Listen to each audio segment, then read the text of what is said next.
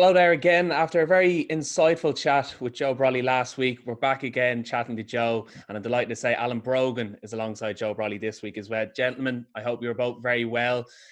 Last week, Joe, we chatted all about Ulster football in the 90s, Derry football in particular, but this week it's all about Dublin, Tyrone. Like the rivalry of Dublin, Tyrone, as a somewhat neutral spectator, what is that rivalry to you? Well, I think rivalry is probably putting it a bit too high. I would think that Alan will be glad to get to the next phase of Dublin because, I mean, really at that stage you had Dublin choking in 92 against Donegal, in 93 against us. They were 5 points up as Alan's lads were in the quarter-final in 2005 against Tyrone.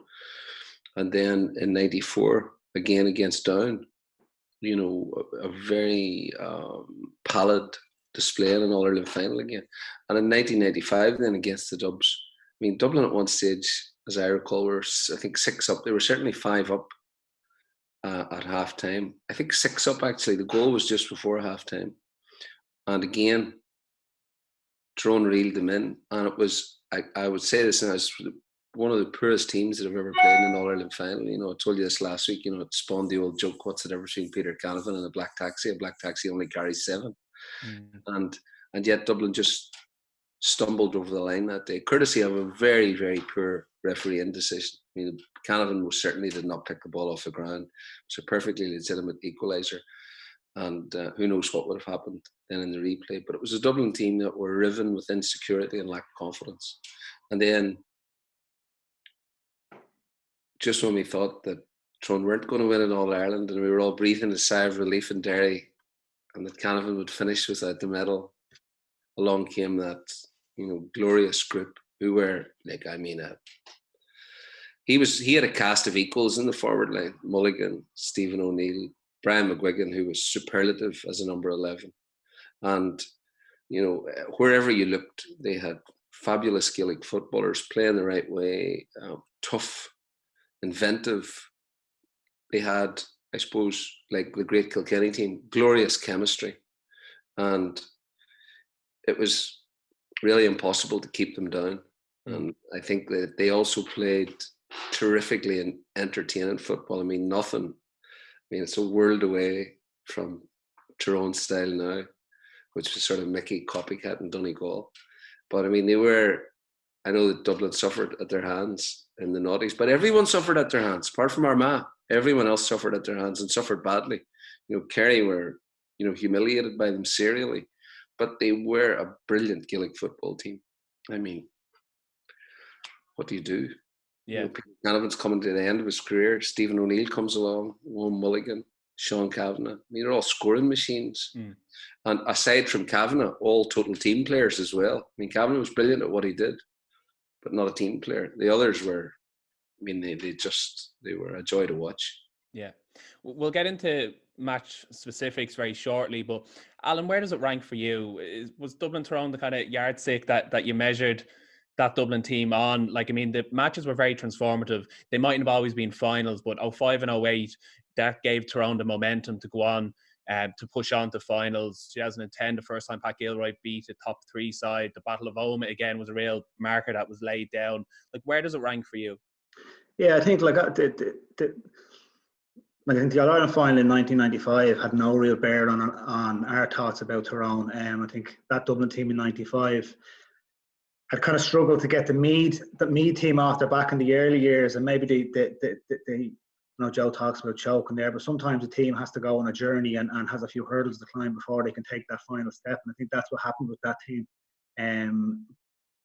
But in terms of our games with Tyrone, I think for any Gaelic footballer playing in the mid-noughties, they were the team that you benchmarked yourself against. And certainly for us, even though there was other great teams that they had, like Kerry, the Armaghs, Tyrone were the team that everyone benchmarked themselves against. And certainly they were the team in 05, having come off 2 really, really poor years in Tommy Lyon's last 2 years. We came in 2005 full of, I wouldn't say full of confidence, but we were certainly in better shape than we had been the year or two before.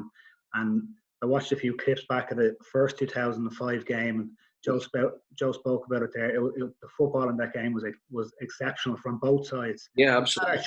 We had our chances, and if you look at Mulligan's goal, and without taking anything away from it, the defending from Mulligan's goal, starting from myself, I actually had a shot before that I shouldn't have taken on. They got blocked down to start off that move. And 3 kick passes, they were up the field, but I think our defending on Mulligan as he went through the middle was. I'm probably being kind and saying it was schoolboy defending, and he just got through so easy. And certainly we wouldn't have got through with Tyrone defence that easy. And certainly Tyrone wouldn't get through the current defence that easy. But I'm not taking anything away from the goal, but that's the goal to change the game. We were in the driving seat at that stage, and if we hadn't managed just to stop that single chance, I think we could have went on to win that match. And that was our chance that day. The second day, they were much the better team. And but I think look, we tried so hard after that. Joe, go ahead, Joe. Yeah. I think that Kerry would have done you over in that 05. Yeah, possibly. But at least it would have been a big monkey off the back for us at that stage to win a big game like that. Like, it wasn't until that was 2005. It wasn't until 2010 that we actually won a big game against one of the top 3 or 4 teams in the All-Ireland quarter-final or semi-final. So, like, it set us back a few years. And said beforehand, our performance in 2008 was I went off after. There was a lot wrong with that. I think we come off a really good Leinster campaign. We hammered Wexford in the Leinster final, and we were probably a bit cock of the hoop thinking we could actually go out and play football with Tyrone, and we actually forgot to defend at all that day. Even though we had a decent start, I missed a chance. I actually went off with a hamstring injury after 6 or 7 minutes, but I had a chance before that. Then J.O. had a chance. Mossy and Dermot had a really good goal chance. We didn't take any of them, and they just annihilated it after that, and our defending was poor. But I think even the first day, Alan, like, you guys were 5 up. Yeah. And they went 2 up then. I mean, Yeah. they played with that chemistry that they had. And also, they were like all the great teams, which that Dublin team wasn't, obviously, and didn't have. That team looked to their own protection whenever they realised, right, we've got to start now. And that's what happened that day. And I can remember very vividly whenever you got blocked down that time. I mean, Tyrone moved the ball very quickly to Stephen O'Neill, and he won a virtually impossible ball to win. I don't know if you remember what he did. It was an outrageous Messi-style flick up to his hand, and as soon as he got it, so that there was no time for anybody to be back, he pinged Mulligan from about 45 metres. People don't appreciate how powerful Owen Mulligan was. And he's 6'1". He was a plasterer by trade, extremely powerful guy. And an anarchist on the football field, a very imaginative Gaelic footballer, left foot, right foot. And I have to say that I really didn't think there was much particularly wrong with the defending. I mean, those dummies, have become, the centerpiece of our underage training. We call it the mulligan. Yeah. Full mulligan and a half mulligan. I mean, it was a brilliant goal. And the problem was that because the ball was moved so quickly and it was a counter-attack, Dublin were trying to cover across, plus there were Tyrone men coming through the middle. So when Mulligan looked across, the defenders who were coming across to him, they weren't actually marking him because he'd beaten, I can't remember who he beat to the ball, but his man fell behind him, you'll recall. I think he beat Paddy Christie to it maybe, but he took, I think Paul Casey came to him then. But it was, like, and to be fair, after I got blocked down, that ball Stephen O'Neill one, I think Paul Griffin was out in front of him. Like, if he had just put a toe poke or done something to it, who knows where we'd be today. But and that was the thing about Tyrone, like, they were just relentless, no matter who, like we spoke about some of the guys on Mulligan, Stephen O'Neill, even guys like Ryan Mellon, these sort of guys, they were just relentless all over the field. They were a fantastic football team. Is it fair to say though, Alan, that there was a mental frailty about that team? Like, correct me if I'm wrong in saying that. Going in at 5 points up, like 03 and 04 were very bad years for Dublin. This was a huge opportunity to make the statement. I mean, first half, like in this 2005 match, you had Gavin Devlin, and I think it was, in your pocket. Then Gormley marked you. Second half marked you extremely tightly. Like, Kieran Whelan just had free reign in the middle of the park. Those big 2 white gloves, just fetching it, like proper old school as well. Like, it was there for the winning, and then it just fell away. Now, that's not to say Tyrone didn't up their game in the second half. They certainly did, a change of tactics as well. But was there mental frailty about that group? Look, that's the easy thing to say, but you've got to remember, we're talking about one of the best Gaelic football teams that last 40 or 50 years in this Tyrone team, and they were right in their pomp at that stage. And we went 5 up. We actually did okay in the second half, bar that move where Mulligan got the goal. They just caught us at the back. They went 2 up, but we actually got back to level the game. Like, we got the last 2 scores of the game to level it up. So generally teams that have mental frailties, when a team like Tyrone pins you back from 5 points and then goes 2 points ahead. And if you remember the two scores to put them ahead, it was one from Brian Dewar out on the sideline, and then another outrageous kick with Stephen O'Neill's right foot, like from out under the Hogan stand. Like, there were two unbelievable scores. So you would have thought that'd be the death nail at any team. But I thought we fought hard. We did well to get back in the game to get the last two scores. It was a soft enough free. It was a soft enough free to get the equaliser. It probably was. Yeah, I think it was Brian Cullen. Plus he moved it up. He moved it up about 20 yards. Do you remember? Yeah. I think we deserved it that day, though. Another day out. But everybody was delighted. I can recall that night going drinking with. The Bummer Liston was there. There was a load of those boys there. They were all looking forward to see the final. And there was a tremendous atmosphere because there was going to be a replay. I mean, it was a brilliant game of football. It was a great game. And I think the other thing, like Mickey Hart probably has come in for some criticism over the last number of years with some of the football he's played, because they haven't played the football. Maybe it was the players they could play a bit more expansive. But like, he made changes at halftime. As you mentioned there, Gavin Devlin was on me. For the first half, he was probably coming to the end of his career, and maybe Mickey had been a little loyal to him. He couldn't run. He was taken off at half time. Conor Gormley came on to me. I didn't really get a sniff in the second half, but they made 5 or 6 changes all around, a few little positional switches, and I think that threw us a little bit, because we did seem to have them figured out in the first half. Obviously we went in 5 up at half time, and that Tyrone team, they come through the qualifiers that year. They kind of figured themselves out along the way, but we definitely had them rattled at half time. But I think in fairness to them, they showed their true colours in that second half and managed to get back in the game. One of the things about the game, which and I think that a lot of the lads who even played in that Tyrone team would say, look, that Tyrone team came there ready to play. We were ready made. There wasn't a huge amount of coaching involved with it. And one of the things about them was how inventive they were. I don't know if you recall. I can recall it absolutely vividly. After they got the goal, with about 10 minutes to go, maybe slightly, they brought Canavan on as a sub that day in 2005. I think he'd got hurt earlier on, and Tyrone were in the driving seat. But the first ball that Canavan got, he turned right and he left, and he did that wee thing, where he bounces a wee bit, and he's like a wee ferret, and all of a sudden over his shoulder he gave a perfect through ball to Stephen O'Neill to put him clean through. And just like, how did he even see that? And I don't know if you recall, O'Neill drove it low, but he hit the outside rather than the inside of it. But there were all sorts of wee cameos that day from both teams. Beautiful, beautiful scores. But I have to say, there was never any feeling that Tyrone would lose. You were right what you say. They were a brilliant team. And, the way they overwhelmed you in 2008, illustrated that. And also then in 2008 with a lot of their players, a lot of their really, really best players, Peter Cannon, Brian McGuigan not playing, etc. I mean, they hockeyed. Kerry were hanging on the whole 2008 final. And they just thundered through them. And also another big thing, a big problem with them was that unless you, which is what happened with Dublin, you'll understand this better than anyone and be able to explain it better than anyone. When Gilroy came in, the importance of starting with defence. You must, like, if you can't defend, and what was happening all the time whenever Tyrone were playing Dublin in that era was that as soon as Ryan McMenamin got a ball at corner back and it was going, Kavanagh was waiting, and then he was thundering through the middle. Joe McMahon thundering through the middle. The half back line coming through the middle. Everything wide open. And so a defender who's already got his hands full with Owen Mulligan and Stephen O'Neill and Peter Canavan and Brian McGuigan, etc., and Dooher.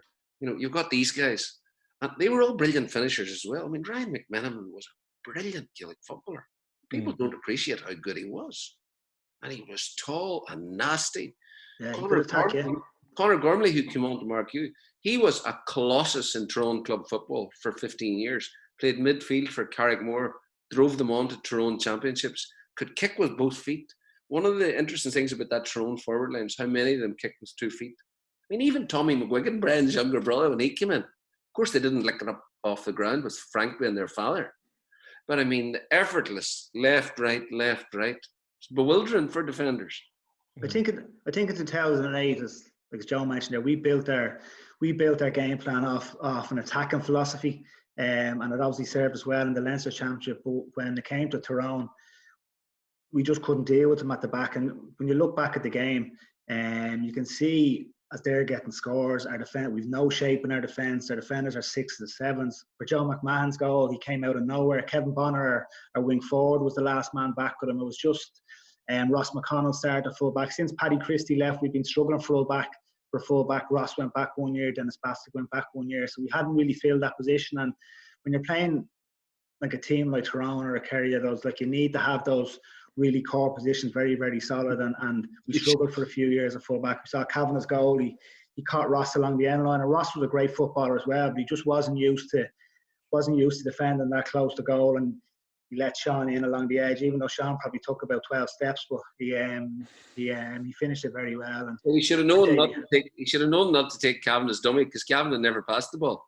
Yeah, but Sean went on the inside along the end line. Usually he flicks back out on the. So I think Ross was probably trying to defend his right foot, but he maybe left too much space along the end line and John sneaked in around them. But they were great goals. But we were really, really poor that day, and it was probably it probably was one of the worst Dublin performances I was involved in 13, 14 years I played. And look, they taught us a harsh lesson that year, and like from the following year on, as you said, when Pat came in, it was about getting the defensive philosophy right. And like for the first year under Pat, we kept our 6 backs back. The backs weren't even allowed to go forward because we just wanted to get that right for a year. And I think that still forms the basis of absolutely Dublin's game plan today. On that 2008 match, Alan, you were 3-1 favourites going in. I mean, that's unfamiliar territory for a Dublin team at that time as well. Yeah, Tyrone probably had a couple of rough years. We'd beaten a Wexford team by 23 points. Sure, but I don't think we paid too much attention to the bookies. I think the problem was a core problem in how we played football. We had an attacking philosophy, and we hadn't worked on our defensive side of the game. But we worked on defending and training, but the actual shape in our defence, when we were playing against a team with 6 good forwards that you had to mark, like, it was all right when you were playing maybe in the Leinster Champs, with all due respect to where we were playing, and they might have 2 or 3 forwards that you needed to stuff out. But when you're playing a team like Tyrone that had 5 or 6 good forwards, and you had to take care of each one of them, as Joe said, you're under so much pressure with your marker. When you have runners like Sean Cavan and Davy Hart and these guys, Philip Jordan coming through, like we just hadn't enough men back to contend with, and they just completely overran us. So is the positive you do take from that the fact that Pillar stepped away and Pat Gilroy comes in then? Yeah, I don't think there was a whole lot of positives to take to that day at all. I think Pillar's management tenure had kind of run its course at that stage, and look, as I said before, he left no stone unturned, and like any manager, he's not without his faults. Like any player, he's not without his faults. I'm sure when he looks back now, he probably looks at that game and said, yeah, look, we let something go there. We didn't defend properly. We didn't have our shape right in the defence to play against a team like Tyrone. I think when Pat came in, it was obviously like, God, the dogs in the street could see we had to improve our shape at the back if we were going to compete at that level. So I think when Pat came in, don't forget we conceded 5 goals against Meath a year or two later as well under Pat. So it took us a couple of years until maybe the qualifiers in 2010 for that really to work. But I think when it worked and we had that bedrock right, that then allowed the forwards that we had to express ourselves, because we knew there was cover at the back and that we weren't going to concede 3 or 4 goals or 5 goals in a game again. And that Tyrone template became the modern Dublin template, really. Yeah. You know, where you made sure the central area in front of your goals were populated, that there was always someone at home.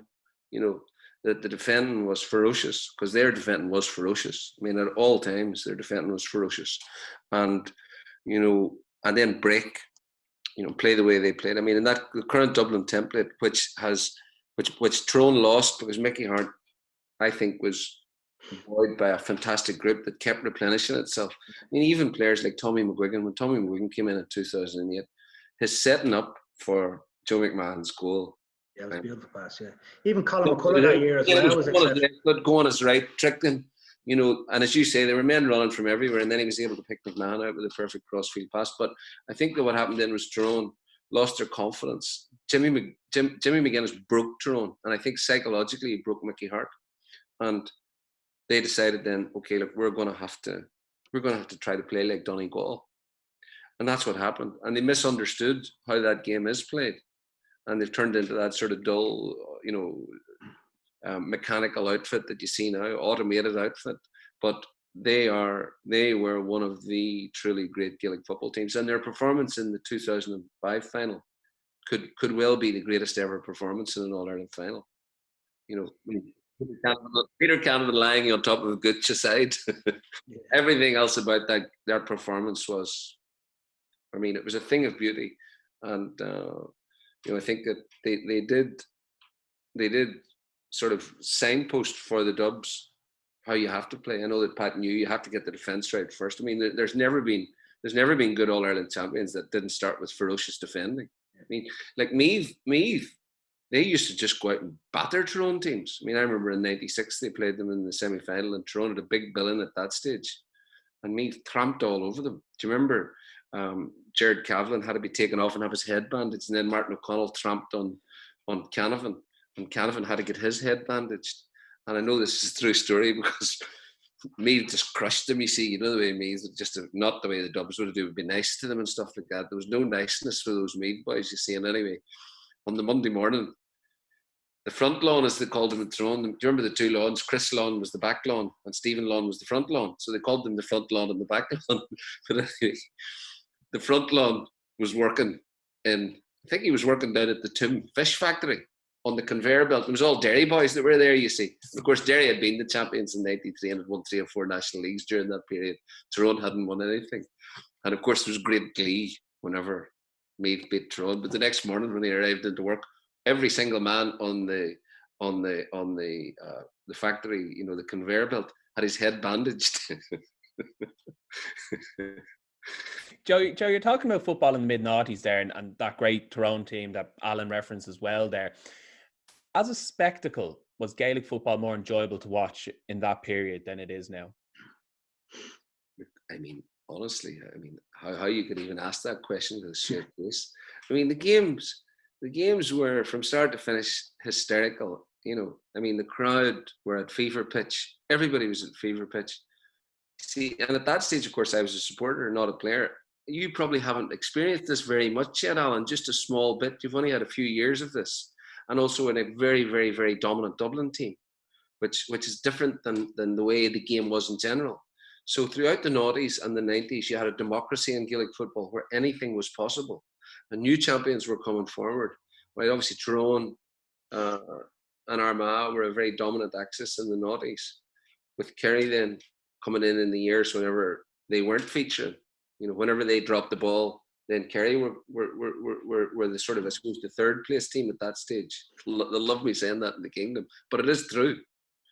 But there was a great excitement at the games, and as a follower, I loved those Dublin. I loved the 05 game. The first game I thought was a brilliant, brilliant game of football. And then in the second game, I don't remember the second game that well, but I remember Owen Mulligan ran riot in the second game again. But you just couldn't get a handle on it. But people don't appreciate. Mickey and Owen weren't the best of pals. And Owen's career famously finished, as he described himself, when he had a few jars on, and he spotted that it was Mickey Hart's car in front of his one Christmas time, and he got the driver to drive up alongside, and he put his bare arse out the window to Mickey Hart. That would be classic Mulligan, But went on to win 2 intermediate All-Irelands with his club Cookstown, driving them on. He drove them on, and he was the central figure in all of that. And they were great players, and to go and watch those boys play, and that was something to savour. Yeah. And the Dubs always were very, very exciting because you knew they'd come out and play football. So Pat Gilroy came, and against Donegal in the 2011 semi-final, Pat knew, look, if we get sucked in here, these boys are going to suck us in. This is a team that needs to build its confidence. We've had a horrendous 2009. It's a work in progress. And he knew he needed that day to play defensively, regardless of what the crowd thought. To sit back, do not let them counterattack. And then probably the most abysmal spectacle ever seen in Croke Park, they won. But that was the important thing for them, because that Dublin team could play football. And we've seen how brilliantly they can play football since then. But the springboard for that, which they never had it in the noughties, they didn't have it in the 90s, was defence. That's the key. You can't win. You can't attack unless you can defend. And that was the frustrating thing, I'm sure, from your point of view, Alan. You might put in a brilliant goal, and the next thing, the other team are down the field, and there's a fucking goal straight away. Going, for Jesus' sake, can you hold the line for 5 minutes? Build a bit of pressure on the opposition, And so teams like Tyrone were expert at that, as this current Dublin team is. This current Dublin team can go through, as you did in the All-Ireland semi-final drawn game against Kerry. You went through a 15-minute spell at the end of the game where you didn't score and Kerry didn't score. And then you squeezed the equaliser. You know, and that's what you need to be able to do. Hold the line and then then once you go on a roll and you get 5, 6, 7 points up, you know now that current Dublin team, game's over. That Tyrone team of the noughties, game's over. And that's the difference really between Dublin and, I mean, I suppose simply you can talk about all the complexities, but simply they learned to defend. I mean, whenever you see Bernard Brogan tackling back, you know you're in business. And I think from a tactical point of view, obviously the game now was probably ahead of where it was in the mid-noughties, but certainly in terms of excitement and stuff, I think you only need to look at the clips of that 2005 game, the first game, for two teams going hammer and tongs at each other. And it's not like there was none of this, Tyrone got the ball and we'll drop back to halfway and try and tackle them. Then it was as soon as the Tyrone man got the ball, as soon as the Dublin man got the ball, there was just bodies converging and there wasn't a second. Some of the scores, Stephen O'Neill, Conor Keeney, Mossy, Quinn, had split seconds to get shots off from 30, 40 yards out, and they were nailing scores in that match. The quality of it was really fantastic. Now, I think maybe on our part, it was a little bit of naivety at stages as well, but certainly in terms of excitement levels for spectators, for somebody watching the end, there's no comparison between then and what we look at now. And the game has evolved as it always does, and I'm sure. I think it's a lot better now than it was 4 or 5 years ago when Jimmy McGuinness's Donegal came to the table, and with all due respect to him, for a couple of years, all he did was just similar to Pat. All he wanted to do was just keep 10 men behind the ball to get his defensive structure right. And it was all, like, we can criticise Jimmy McGuinness if we want, but it was all part of a roadmap for him to lead to a team that could win All Ireland, get his defensive bases right, and then the following year or the year after we'll start working on our attack and play. And it's similar to that great Tyrone team. He had some really good forwards to work with, and I remember Colin McFadden. He could leave Colin McFadden up there in his own with 3 guys, and there'd be a good chance Colin would win the ball coming up, or Michael Murphy would win the ball coming up, because they were that good. They could compete against 2 or 3 defenders. Yeah, it was like, well, people. The pity about McGuinness's thing was it wasn't meant for widespread use, you know, and that was the mistake that was made.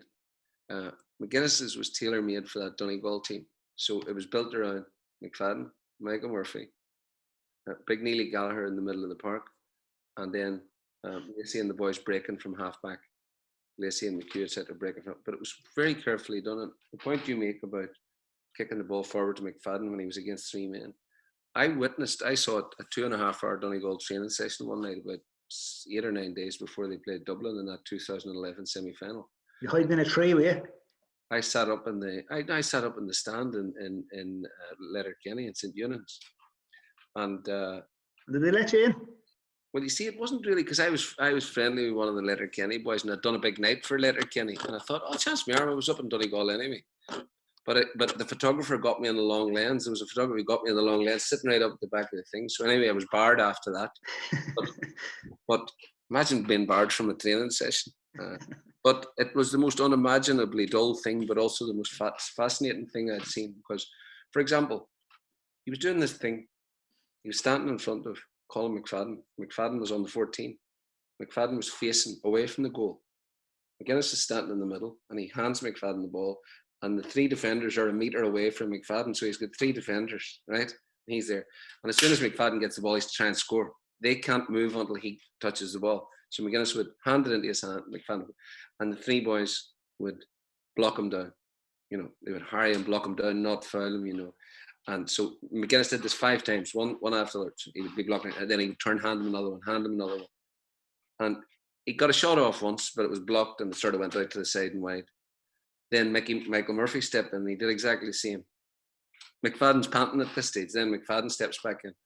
I was thinking, what are they doing? And then it clicked with me. It was 2 things. He was teaching them. You're on your own. There are going to be times when you're on your own up there, and you must win that ball, and you must conjure a score. Do not be disheartened when it happens. And the second thing he was teaching them was how to score in asphyxiated situations they got with 2-3 men around you. So if McFadden was facing 1 man and he got the ball, I mean, you see the way he did. He didn't even look, boom, over his shoulder over the bar. You know, if he was being double marked, he thought it was his birthday. Same with Murphy, you know. But this was the sort of thing they were being subjected to. You know, part psychological, part sort of a realization of this is, you are on your own, you're on an island, we are relying on you here. Jimmy McGuinness told me a really interesting thing one time. He came to see Derry playing in the National League final, the Division 2 final. I think the following year we were unfortunate enough to play Dublin in the Division 1 final. Do you remember that day? Yeah. Only about 4 years ago. Oh, fuck, we thought we were going places. We ended in, went for the first ball, and James McCarthy just tramped all over the top of him, you know, like a horse, and came up the field and laid it off, and it was popped over the bar. And I remember my father saying to me, "Oh, Jesus Christ." Because we'd played very well. We'd beaten Mayo really well in the semi-final with 14 men. But anyway, the previous year, Derry played in the Division 2 final, and Owen Bradley was playing full forward for us. Remember Owen? You know, he was a sort of a skill merchant and a trick merchant, but he was unreliable and all of that. And he was a tremendous athlete and all, and he was capable of anything. But anyway, he was absolutely atrocious that day. And eventually he was taken off. And Jimmy McGuinness was at the game with Rory Gallagher. And I said, Jimmy, well, what did you think? Derry won handy enough, you know. And he said, "Oh, I can't believe you took Owen Bradley off." I said, "What? God, he was terrible." He says, "You never take off a man you're relying on." He says, "I never took off Colin McFadden, not once. Because when it comes to the business end of the year, he's got to know he's got your full confidence, and that his responsibility is total in that position." Yeah, that's an interesting yarn. Joe, before we go back to Dublin Tyrone, I do have to follow up with, are you banned from any other inter-county training sessions after that Donegal incident? No, well, I mean, you wouldn't want to go back to a Donegal training session. I mean, I left after about 2.25 hours and it was still going. And I mean, the work, the heavy work that they were doing out in the pitch. Yeah. You know, and all, you know, looking minutely at scenarios that would develop in the game. And really, it is true to say, I know Jimmy said this and people were skeptical of it, but everything that could conceivably be plotted was plotted. I remember Jimmy said once, he was asked about tactics or change in tactics, and he said, look, even a refinement to a tactic takes 6 weeks of continuous work and training to get it right. Unless it's automatic, unless it's deep down, unless it's ingrained, it's not going to happen. And I go back to what Alan was talking about. Pat Gilroy came in and had very clear ideas about how to change the Dublin structure, but it took a good 14 months before it's half, yeah. Yeah. And I can recall, you can correct me if I'm wrong, Alan, but I recall that a real turning point was you went to play Tyrone in the league up in Omagh. And you did a Tyrone on them. You were defensively ferocious and you knocked them about the place and you beat them by 3 or 4 points maybe. But was there not that you boys went to deliberately, Gilroy booked Quinn's corner because he knew that's where the Tyrone team would be? Is that right? He booked Quinn's corner. He anticipated they would beat Tyrone and that they would outmuscle them. What year is that now? Well, that would have been just the year before you were ready to rock. And that would have been 2010. Would have been 2011, I suppose. Would it 2010 maybe? Because with 2010 it was 214 to 111, I think it was, and that relegated Tyrone. So even mentally, that's a big victory. That's exactly what happened. And Mickey Hart was there, and Gilroy, you see, and you know Gilroy's a huge big man. He's about 6'5", you see, and Gilroy, and he's full of badness too, you see. But anyway, Gilroy said to the boys, because you know Mickey's a teetotaler and all, and there'd be no messing around, certainly in Mickey's presence. And so Gilroy said to the boys, make sure you get 5 or 6 cans there and walk right past the Tyrone boys on the way out with your cans of lager. Boys, come on, Mickey, good game, you know, all that. every week psychological edge that could be garnered. I mean, it is true that defending sets you free, and that was the big revolution for the Dubs, to finally say, look, we need to start defending, boys, because we can't keep doing what we've been doing, you know. Yeah, I know we're still in the mid-noughties here, Alan. I know you commented on it in terms of how good a spectacle it was, but as a player playing football at that time? Was it more enjoyable in terms of you could use your instincts more? Like I mentioned, big Kieran Whelan in midfield, fetching the ball. It wasn't short kickouts. It wasn't, you don't want to get to American sport levels of having a coach instead of a banisher on the sideline with 20 playbooks and we're going to do it this way. It had a bit more free flowing and it was a bit more, was a bit more enjoyable as a footballer. Yeah, I think certainly as an attacker for myself, you obviously got more space, you got more opportunity to take guys on one-on-one, and like even though we didn't win, I would say I probably enjoyed playing football more. That's more at that time because of the way the game was played, and the guy was obviously playing against those Tyrone teams. We mentioned Conor Gormley earlier on. Like he was the guy.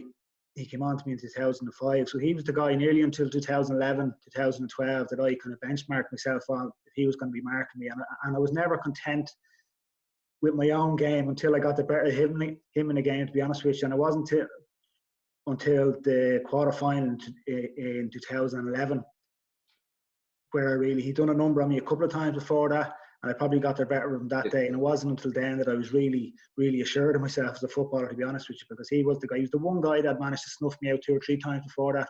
Didn't always start on me, but after 2005, I think most times we played Tyrone, he was the guy that picked me up no matter where I was playing. Yeah, he was so tough. Jeez, he was so tough, but he was.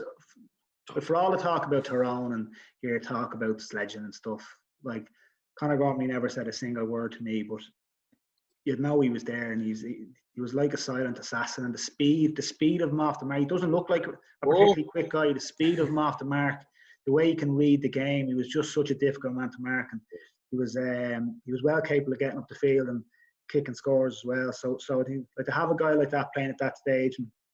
And he was a flat-out winner. Like the other thing about those boys, if you look at them, so like Brian McGuigan, it took Mulligan a while to develop into a winner, but you had Canavan there.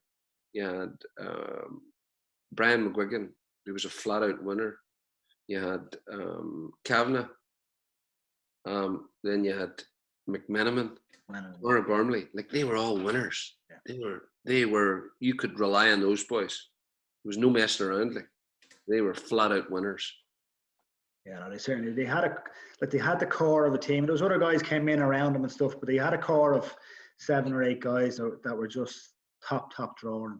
And that was 2005. We just weren't as good as them. Like that's how simple it was. How did we choke? Were we mentally frail? Like they brought Peter Canavan off the bench in 2005. Like I'm not sure who came off the bench for us. Good players, but they weren't Peter Canavan. And wouldn't have given the lift Peter Canavan. And if you look at the Dublin team now, or over the last couple of years, we started being guys like Kev McMenamin off the bench, who we knew, again, as a born winner. I knew he was a born winner from training with him. And the whole country knows he's a born winner now because of the way he performs in the big day. So I know that there's a sort of a, and rightly, I mean, Peter Canavan was one of the very elite players. Very, very elite, I mean, above anything you or I would have been capable of. Alan. I mean, Canavan was at that elite level, But I will tell you this, come 2005, Canavan was fighting for his place. I mean, of course he had a special place in people's affections, and he was very, very close to Mickey Hart. I mean, and Canavan was a leader and to be trusted at all times. But what I'm saying is that 2005 game, Mickey Hart didn't feel any compunction to play him. No, he didn't use him in the replay. Very happy with the script that he had. He brought him on with about 15 minutes to go, 12 or 15 minutes to go. He didn't make a particular contribution that day, but that was the strength of that team. If Canavan got injured and had to go off, or if he wasn't fit to play, fine. Yeah. Stephen O'Neill can play there instead. What other team, even though Peter was coming towards the end of his days, but he was still well able to play. And what other team at that stage could afford to leave Peter on the bench? And I said in the replay, he didn't even use him in the replay. I know they beat us by 7 or 8 that day, but they didn't hammer us either in the replay. Like was any other team, you would have been introducing likes of Peter Canavan just to see the game home. We didn't use him at all that day, and I suppose that's a true reflection on how good those forwards actually were.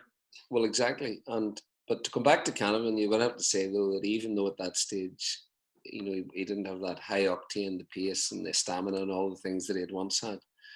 In the 2000 final, I know he didn't pick him for the replay of your game, but in the 2005 final when he played at number 11, and his positional sense. He didn't play a roving game. He didn't have the legs for it anymore. But his positional sense that day, his awareness of where to be, his playing off his teammates, you know. So his awareness off Mulligan when Mulligan took the great high catch and then just gave him the perfect wee pass to slip it into the net. You know, I thought that 2000 final was a summation of the genius of Peter Canavan, you know, and of course the dark side as well when he copulated with Colin Cooper on the ground for the last 3 minutes of the game. Cooper was trying to get up the pitch. Canavan was trying to impregnate him. Well, that was that Tyrone team. We all know they weren't afraid to mix them, and they had to, no matter whether it was Roy McManamon or whether it was Peter Canavan. And that's we had the same. We had that's what winners do. Damien Barton, boys like that, you know, that would have taken your life. I mean, that's the way it has to be, you know, and that's what Dublin discovered during your voyage over the last 30 years. That the only way to stop the rot, the only way to allow good players to prosper, was to make sure the opposition's good players didn't prosper. Gents, I do want to get back to 95 very briefly, but just before I do, we're still in the noughties. Joe, the Owen Mulligan goal, is that the best you've ever seen in Croke Park? I think so. I mean, it was a perfect moment. First of all, they were 3 points behind, and that was a very, very good Dublin team effort. And Dublin had played particularly well, better than I thought they could play. You know, and looked every inch. You know, they were competing at every stage. And that goal at a time when they were 3 points behind, I mean, it was a thing of wonder and a perfect thing in its way. But it showcased the brilliance of that Tyrone team. You know, so the ball comes to O'Neill. It's not O'Neill's to win. It's turned over off. I never tire of remembering people. It comes off a block down in Alan Brogan, and you made up for it since Brogan. The ball was moved so quickly as that Tyrone team were capable of doing. You know, the ball was moved very quickly. Long kick to O'Neill. O'Neill, a very powerful ball winner, but he flicks it up to himself. You know, under huge pressure, flicks it up, and as soon as he flicks it up, bang, it's gone 40 metres to Mulligan through the centre. There's no time for covering defenders to get back. Mulligan burns his man by winning a very difficult ball coming into his feet. And then, of course, don't forget, not only was he very powerful, not only was he very quick, but he was extremely inventive, and left foot and right foot. Very difficult for defenders. So covering defenders are coming across, men coming through the middle, and then he produces, you know, the dummy, you know, the bewildering dummy, not once but twice. Perfectly timed. Toe taps with his left, toe taps with his right. Very bewildering for a covering defender coming across, because he's looking over his shoulder. He thinks it's going to come into the middle. This ball's going to be passed to the middle. There's got to be somebody thundering through the middle, which there was. You know, and it was just Mulligan's awareness and his genius, you know, and these moments happen. They just happen, and they're spectacular, and they can never be repeated. And you know, it was I have to say, a privilege to be there. And I may be a dairyman to the core, but I was jumping in the air and punching the air when that goal went in. Just to witness it. Yeah. Alan, my final question of the noughties era as well. Mossy Quinn, he scored the equaliser, came up with some very important goals for Dublin in that time. Is he an underappreciated Dub? There's no doubt about it. Yeah, just the time he played at, towards 2011, he probably started to slow a little bit. Or maybe Byrne came into the team, Dermot came into the team, maybe pushed him out. But for me, like, Mossy was a fantastic footballer, and we saw him with Vincent's. Like, I've never seen anyone like Mossy with the ability to finish a goal with his instep. He was the most beautiful finish, the most calmest, the most composed finisher I've ever seen, and a really, really intelligent footballer as well. I mean, like, he was lovely to play with, because you knew when he got the ball, he was looking like a bit like that goal or that pass Stephen O'Neill gave to Owen Mulligan. Like, there's very few footballers are capable of actually pulling off that pass where you're out in the line and you swing it back into a forward in the middle and you just get it perfect. Like, he was, it's an interesting question, because it's not one I've been asked before. But for me, he was definitely one of the best Dublin forwards I played with. Maybe he struggled a little bit with his pace. I was just going to say that really stopped him being really, really top quality. But in terms of a finisher, a free taker, an intelligent footballer, he was as good as I played with. And also, Alan, which I think is a charter mark of quality, and underlines what you're saying, because you're right. It was that lack of blistering pace, because you had to be a flying machine at county level, or else you had to have other extraordinary abilities to compensate for that, because he was quite small as well. Oh, yeah. but I mean, it's 2 All-Ireland club medals. Mm. You know, and that's a charter mark of quality, of skill and ability, and just what you're talking about. You've just had slightly bit more time at club level, and what a superb footballer he was. The longevity as well. He'll be playing senior football with Vincent's into his 60s at this rate. It's Benjamin Button. I do want to take it back to 95 briefly before we finish up, gents. Joe, we talked about Ulster football in the early 90s. So you have Down, Donegal, Derry all winning All-Ireland titles, and then Tyrone have their chance in 95. They're coming off the back of back-to-back under-21 titles. So was there a weight of expectation from Ulster for Tyrone to continue as Ulster's dominance? And particularly Tyrone, you know, being one of the most fanatical Republican GAA citadels. I mean, there's no rugby in Tyrone. There's no soccer in Tyrone. You know, it's you know, it's not a prosperous place. And Gaelic football was their religion, and you know, I have to say, celebrated our All-Ireland, and they came out in huge numbers when we came back on our sort of our victory parade, and we came to the Moy, and there was 2,000-3,000 people there and all of that. And Ulster teams always supported each other, and you know, and that continued right up until that sort of very cynical era began. And you know, Tyrone made no friends then during that last 6, 7, 8, 9, 10 years of ultra cynical football.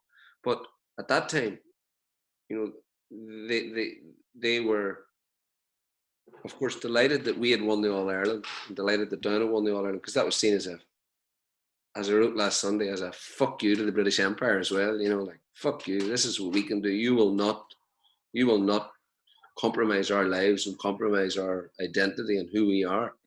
You know, we saw that with Crossmaglen and with, you know, 9 All-Ireland club titles coming north, you know, 20 years on from the Troubles had started, and all those sorts of things. And so this had reached fever pitch in Tyrone in 95. And I suppose also there was a thing like, this is Peter Canovan's destiny. This is, you know, this is the exceptional footballer of this generation. And this will happen. And particularly, there was a feeling, great, they've got the Dubs in the final. You know, in the Dubs, so we've seen what's happened in 92, 93, 94, 95. These are the team. This is the team to get, you know, because they are going to be vulnerable. And I mean, it was a huge disappointment in Tyrone. And then Meath really finished off that team the following year. Graham Garrity, and there's always somebody coming along. Trevor Giles, Graham Garrity, all those boys. They were a brilliant team as well. I mean, and they really mashed Tyrone up in 96. And that really seemed at that stage that was the end of them, until, of course, the arrival of the golden generation, you know, which would have thrived in any era of Gaelic football. Yeah. Does that match surmise the abrasive tension and rivalry that Dublin and Tyrone have, Alan? I don't know. I said earlier, for me, like that game in 95 had no real bearing on our relationship with Tyrone, because it was however many years before. And, yeah. The guy was 12 when that game was played. I was actually pretty close to that. What are your memories from it? Where you at it? My uncle was a selector at the time. My uncle Jim was a selector. So I used to go to matches with my dad, and my dad used to come down. It was obviously the old Hogan stand dressing room. He used to come. He used to sit high up in the Hogan stand, and he'd come down at half time, and he'd meet Jim outside the dressing room just for maybe 2 or 3 minutes, have a quick word with him, and then Jim would go back into his dressing room. So I used to go down with my dad and throw the ear in to hear what they were saying. I can't remember what exactly was said that day, but so I was quite close. I was in the dressing room after Jim brought myself and my cousin James into the dressing room for a couple of minutes after. So I was pretty close with that. I think that Dublin team, like I said, they've been on a bit of a journey for the 3 or 4 years before that. Probably should have won an Ireland before. They had the talent to win it, and for whatever reason hadn't. But I think that was kind of the end of it, nearly the end of the road for that team. Again, the great Meath team came after that. That kind of finished off Dublin for a couple of years as well after that. But they probably could have got another All Ireland out of it maybe. But certainly, look, it's certainly still spoken a lot about to this day. But I think that Dublin team certainly deserved to win one at that stage. They weren't a team that trusted each other, and that was very apparent. It was very apparent that there were probably cliques in that group. You know, there were cliques of players and all of that, but they surely, definitely, because I played against them, and they were not a team that trusted each other. You know, there was that uncertainty of, you know, and you know, the everybody. following year, when Mickey Whelan came in, the following year, obviously it all fell apart. They were hammered by Meath in '96. That certainly was kind of the end of that group of players. But maybe when you've been through so much, Joe, and like they lost games that they should have won over, like losing to Donegal in the '92 All Ireland, I'm sure that hurt a lot, and then losing to Derry and Down after that, and but again, like games they probably thought they would have won. The Donegal forwards couldn't believe the room they got that day. Yeah. I mean, that Dublin defence was, you know, that you'd have to say they were immensely generous to opposing forward lines. I mean, Donegal just looked like the Harlem Globetrotters that day against the Dubs. You know, and you watch us in the second half in '93 when we turned the screw on. I mean, we just looked like, you know, this is like the Derry Golden years on the way. And you know, they were very generous, you know, and I suppose that your point earlier is completely right, that you can't have one part of the game right. Everything has got to be right. You know, the defence, you know, then the team becomes confident because you know you're defending well. You know you can score well. That team always has attackers. And then that trust develops. We know how to win games now. So now we can relax. You know, and you saw that with Jimmy McGuinness's Donegal. They were so well prepared off the field that when they hit the field, they looked as though it was easy. They were born for this. I mean, I remember Paddy McGrath said in that documentary after Donegal had won the All-Ireland, and I mean, it was the most sensational heist in the history of Gaelic games. But Paddy McGrath, he was saying, he says, I was looking over, he says, to Ross O'Shea and these boys, and he says, and I looked up the scoreboard and we were winning and I just couldn't believe it. You know, playing Kerry and Croke Park and beating them, and all the things that Jimmy was saying were coming true. But that comes from the way Jimmy coached them, obviously, the way if he'd McFadden, Mark and 4 or 5 lads, Mark McFadden and train, then they got to Croke Park and he only had 2 on him. He thought that was easy for him at that stage. And it's interesting with Jimmy McGuinness, now going a little bit off point, but I'd love to see Jimmy McGuinness back at some stage as the game has evolved. Like he showed his trick that time, it worked wonders for him. But if he was to come back now, what sort of manager would he be? He'd have to evolve a little bit. And I think it'd be fascinating to see him back at some stage in charge of some team to see what sort of football he'd play at this stage. Who do you want to see him in charge of, Alan? I Putting you on the spot now. I don't think Jimmy would manage anyone else apart from Donegal, to be honest with you.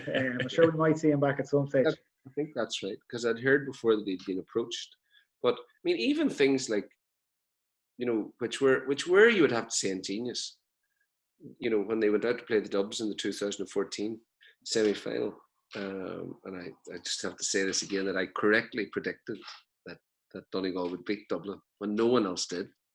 And I used to rile your Bernard all the time. I met him 2 or 3 times that year, and I said, they're coming for you, Bernard. I promise you that. They're coming, and we're going to have this conversation, and you're going to say, you were fucking right. But Rory Kavanagh told me that the first training session of that year, they were planning for the Dubs in the semi-final. That's what they were planning for. That's what they were aiming for, the Dubs in Croke Park. And you'll notice that one of the things they did, the rule was, do not catch the ball around the middle of the field. Flick it on. The runners know that ball's going to be flicked on. It's not going to be caught. And that's what killed you that day. Actually, for all 3 goals, flick on, flick on, flick on. And then they were through, you know. That's what I find so interesting, because I tend, if we were to play that game again, play that Donegal team again, I don't think we'd lose that match again. So it would be interesting to see how Jimmy McGuinness would fare if he had to evolve and had to change his style as a manager, because they certainly caught us in the half that day. And we actually played really well in the first half that day. Yeah. But they just like, from a tactical perspective, Jimmy McGuinness got one over on us in the second half that day, and that actually caused Jim Gavin to evolve as a manager. He changed his approach to the game the following year, as lots of other managers did as well, because playing against a team like that, you just couldn't push everyone up and leave all the space in behind for runners to run into. And we always maintained a rule after that. They would always have one extra man at the back. No matter how many men, no matter how many forwards were up, we were always to have one extra man at the back, so we'd make sure we'd never be overrun. Which is fair. I don't think we were. Alan, you know, somebody looks and they say, right, okay, I'm going to drift back here. But it was truly ingenious stuff, you know, and as Kevin Cassidy said to me one time, you know, I was saying about how they had, you know, just given you no path to goal in the first half, you know, and they had, like, at times they had 13, 14 men back in the first 10 minutes defending ferociously and sort of making a point, like, this is what you're going to face all day, so there's really no point in you trying to get in here. And Dublin tried shots and they were being blocked. And at the very start, you got 3 or 4 very beautiful long range points, but you can't sustain that over 75 minutes. But Cassidy said to me, I said to him about this, and he says, "Well, Joey says, Jim always says to us, he always says to us, you can't defy the laws of physics. If there's 25 men inside the 14-yard line, it's going to be hard to score a goal." 25 men inside the 14. And honestly, at times in that Donegal Dublin match, it was ridiculous. Like 5 Donegal men in the goal line, boys diving. It was like somebody had thrown something. It was like somebody had thrown $100 bill in Dublin in trying to get it. Well, listen, if Jim McGuinness does return, Joe, I'll give you reason to attend a couple of more training sessions. Lads, a really fascinating chat on Gaelic football there. Unfortunately, we are out of time. I'm sure this conversation could continue on for many more hours. But listen, gentlemen, the two of you, really appreciate you taking the time to chat to us here at Air Sport. Thanks, Shane.